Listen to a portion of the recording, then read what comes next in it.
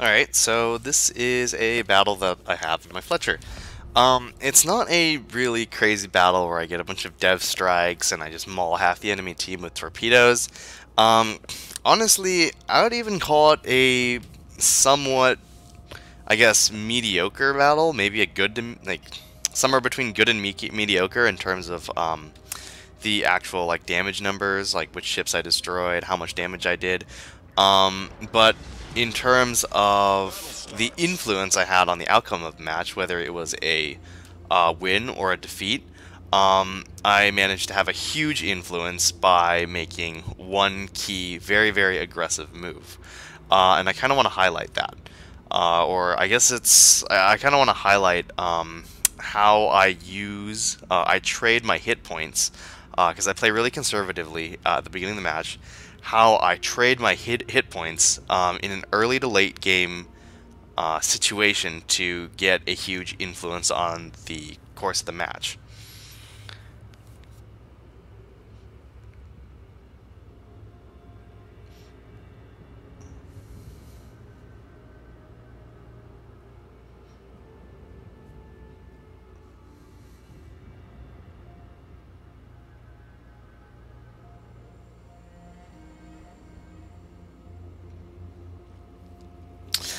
So actually, a lot of you know, or if you've watched my replays before, or have played with me in Division a lot, you know that I really, really like to conserve my hit points early game.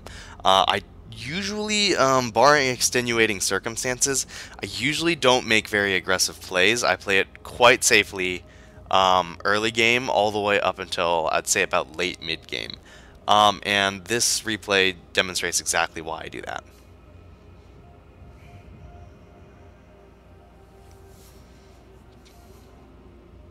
Enemy force detected.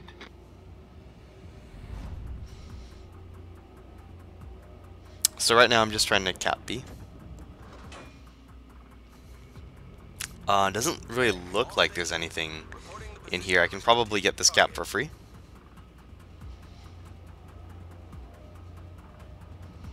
Zal pops up pretty close, but I know he's going to turn away, so I don't even bother trying to torp him. There's zero chance of the torpedoes to hit, so I just don't torp him. Because what's the point if I know I'm just going to miss?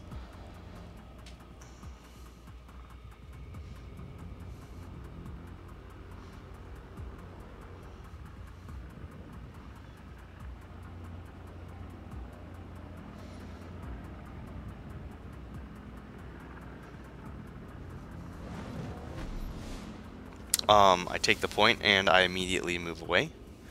The Minotaur is smoking there. So originally what I wanted to do was I thought he'd drop off detection and then I'd go in and torp the absolute ever-living crap out of him. But our Des Moines radars him and he gets mauled.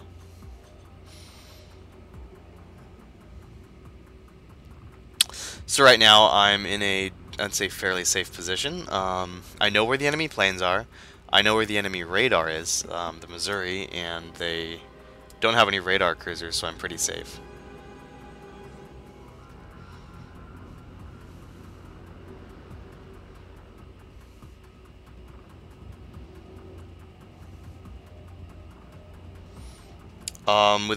With all the ships that are right here, I really don't want to risk shooting at the Harakaze, because I could eat just massive damage. Simply massive. And what I do here instead is I smoke. I drop one set because I'm not sure if he's going to try to move out of smoke or he's going to stay in smoke. But regardless, I want to shoot at him with my guns for sure. Because, and it looks like he's full accelerating. So I drop another set over there. I'm fairly certain he is at some point going to blow damage, or I want to bait him into blowing damage control by setting fires, but looks like he's already on fire.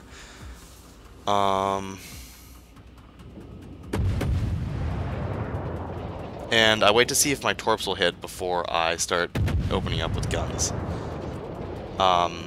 Because if my torps do hit, then trying to gut him down before then is going to be wasted DPM. Unfortunately, it doesn't look like they're going to hit. Oh, they got one.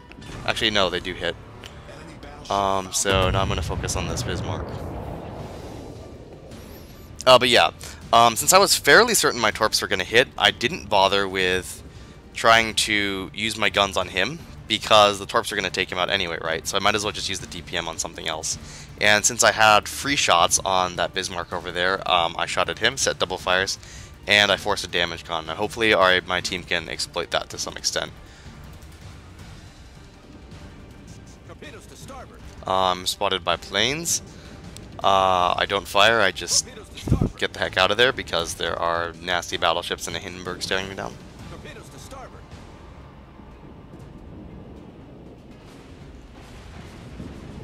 Saw the Hindenburg fire and I preemptively dodged. And so right now the battle isn't looking too bad. So I still, or since the battle isn't going bad, I don't really do anything aggressive. I stay reactionary. Because it doesn't seem like I really need to make a big play in order for this battle to be a win.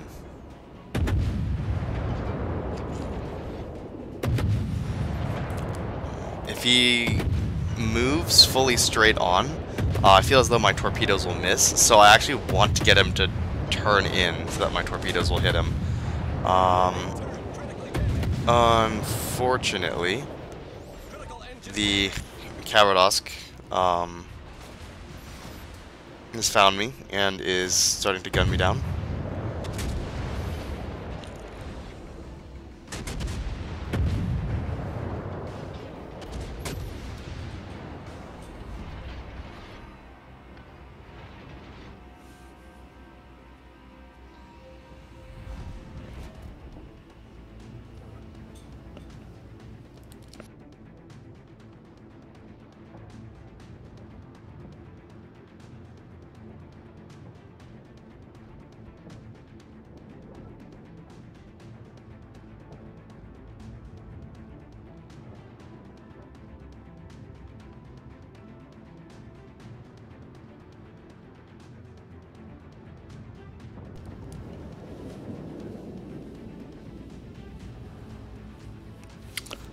Right now things are definitely looking slightly worse for my team. Even though we do have a ship advantage for the moment, they have cap control, and they also have map control. All of our ships are kind of clumped into one area. So this game is a lot closer than it looks just by looking at the scoreboard.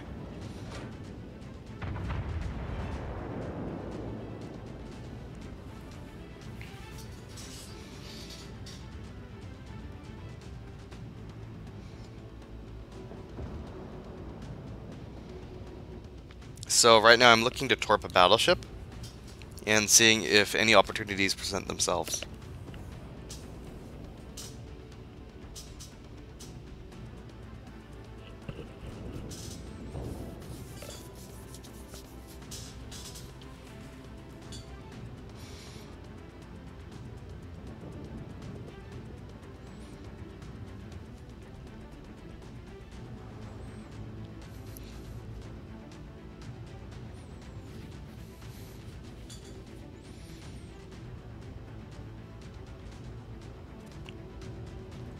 And again, I'm taking a slightly more aggressive position, little bit less reactionary, because I know that that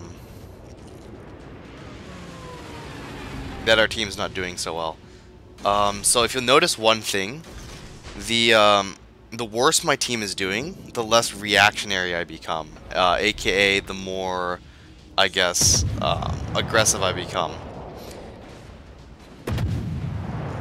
Because when my team's winning, I don't really need to make huge plays in order to win the game, right?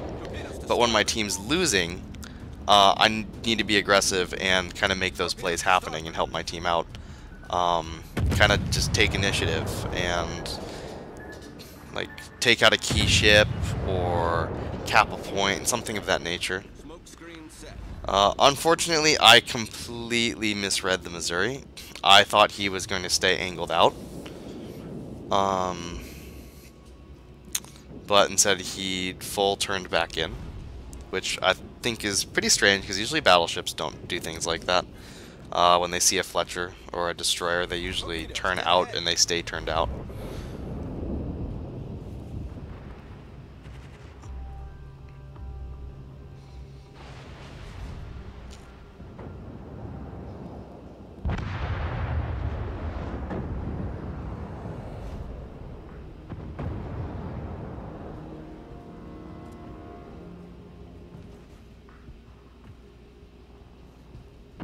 Torpedoes astern. Torpedoes astern. So right now, the Missouri is turned in. I knew he just blew radar because he radared me not that too long ago. So I know he doesn't have it up for a little while. And now I'm looking for torps in the Missouri. Unfortunately, he is turning out instead of going nose in. However, I do see this Yamato. He has not spotted me, so I figure there's a decent possibility that he actually stays backed out like that. So I launch one set. My second set isn't even up, but looks like something spooked him and he's moving forward. So those are just gonna miss.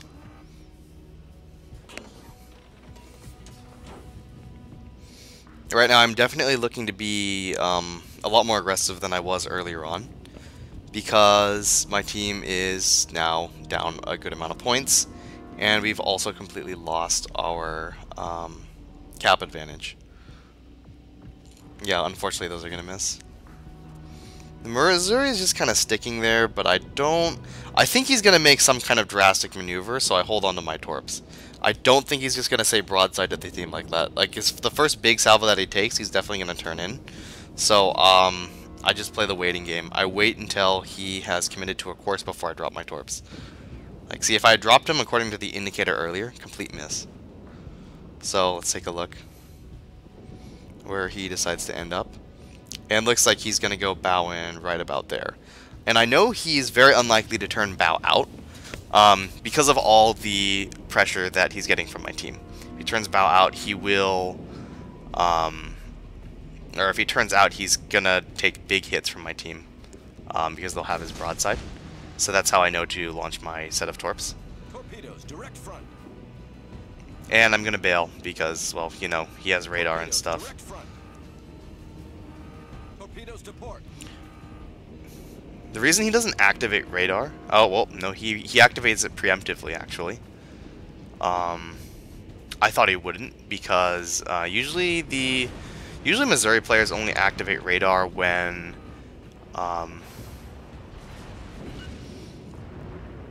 there is an enemy DD that's just very, very obviously close to them. Like, for example, in a smoke cloud and right in front of them and shooting them.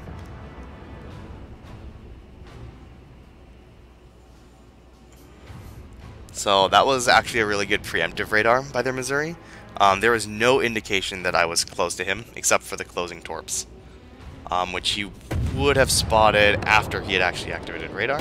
Figure there's some free shots in the Iowa, might as well take him, might as well just try to set a fire, that kind of deal. No fire, unfortunately.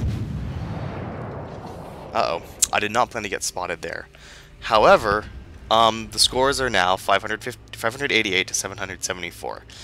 And my team is still completely stuck in A. There are several ships. Like if I just look around, Minotaur's on very low health. Bismarck's on half. Shimakaze's almost dead. Des Moines is, you know, not super healthy as well. So I know I need to make a serious play if we want to win this game. And I see the Yamato there. And my original plan is to go behind him over there, but the Haberdosk has RDF and he's faster than me and he's closing. So here's where my early game caution paid off. I was really, really cautious, took almost no HP damage during the early to mid game, and now I'm gonna trade off the hit points that I have for ability to basically for ability to influence the outcome of the game. Like, by doing this maneuver, I know I will take lots of damage. Haberdosk just spots me. The Yamato now knows I'm coming, and he's going to have guns turned towards me.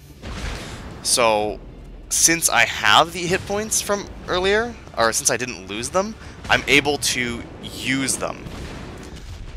So if I had been on half health or low health from the early game, if I had made riskier plays and gotten punished somehow, I would not have been able to do this. I would have just died. The ship is on fire. Problem solved, Torpedoes go in. And the carrier tries to hit me as well, but I know that he's coming and I angle. So his strike misses. Yamato is dead, and that is a key turning point in the match. With that Yamato there was no one else that could remove him at all. And he probably would have murdered our Des Moines as well. So that is definitely a key turning point in the match, and it gave us a little bit of breathing room in terms of points. I'm going to lob one shot at the Iowa before I realize, oh shit, there's a Khawadosk 4.9 kilometers. I pray to God he doesn't charge my smoke. I'm going to see if I get some AP on him, but he actually drops right outside of vision. I predict that he is going to be dropping towards my smoke. So I pray for no carrier planes above me, and I run the heck away. And just in case there are carrier planes in front of me, I hug the island, so I can turn left and get out of the line of sight of the Khabarovsk.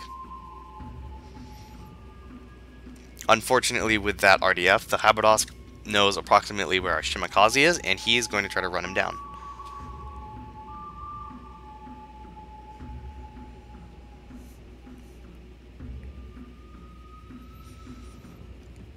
And the match is looking still fairly terrible, with our team unable to make a coordinated push. They're all literally just camping uselessly at I guess, the Lexington, our carrier. So, if we look at the mini-map, right, I know how to enlarge that now. This is great. If we look at the mini-map, look at the team's positioning and look where I'm at, and look where our Shimakaze's at, and look where the rest of the team is at. It's kind of up to me to do something about this match, still. Carrier really doesn't like me. Manages to tag me blind in smoke with an AP bomb. He's an Enterprise, so thank God. Like, actually just thank flipping God. He was running the AP bomb loadout, because if he had running an HP bomb loadout, I'd just be dead, and we would have lost this game. So our Shimakaze is taking great initiative, manages to barely slip away from the Khabarovsk, as he's capping C.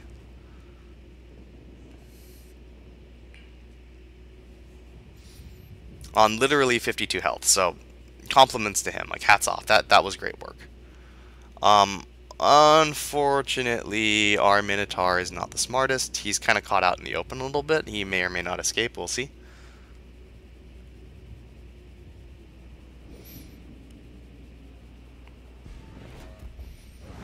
So I cap B, stop our points hemorrhaging, and try to get back some points.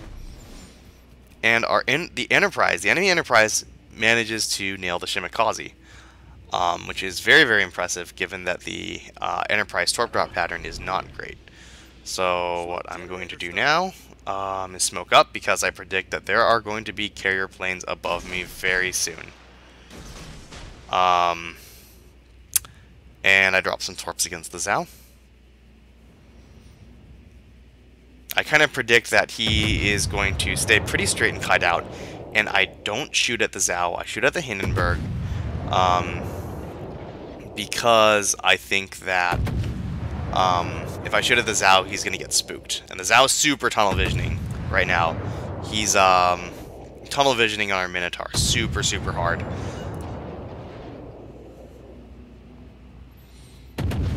And because our Zhao wants to get all guns on the Minotaur at all times, he is going to run straight into my torpedoes.